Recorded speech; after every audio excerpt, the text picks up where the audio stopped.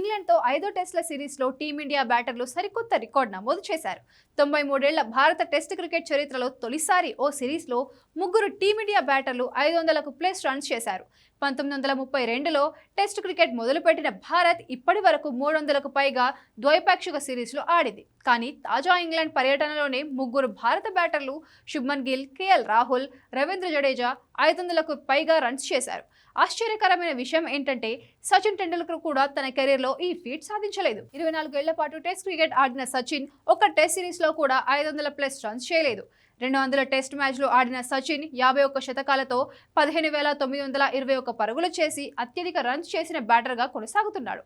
అలాంటి సచిన్ కు సాధ్యం కాని ఫీట్ ను శుభ్మన్ గిల్, కేఎల్ రాహుల్, రవీంద్ర జడేజా తాజా సిరీస్ లో సాధించారు. ఈ సిరీస్ లో శుభ్మన్ గిల్ 10 ఇన్నింగ్స్ లో 754 పరుగులు చేశాడు. ఓ టెస్ట్ సిరీస్ లో అత్యధిక పరుగులు చేసిన భారత బ్యాటర్ గా గిల్ నిలిచాడు. సునీల్ గవాస్కర్ పేరిట ఉన్న ఈ రికార్డును అధిగమించాడు. కేఎల్ రాహుల్ 10 ఇన్నింగ్స్ లో వరుసగా 532 పరుగులు చేశాడు. రవీంద్ర జడేజా 10 ఇన్నింగ్స్ లో 516 పరుగులు సాధించాడు. ఇదిలా ఉంటే ఈ టెస్ట్ సిరీస్లో టీమిండియా ఓ కొత్త రికార్డు నమోదు చేసింది. టీమిండియా బ్యాటర్లంతా కలిసి ఇప్పటి వరకు ఈ సిరీస్లో 12 సెంచరీలు నమోదు చేశారు. ఓ టెస్ట్ సిరీస్లో అత్యధికంగా ఇప్పటి వరకు నమోదు చేసిన సెంచరీలు కూడా 12.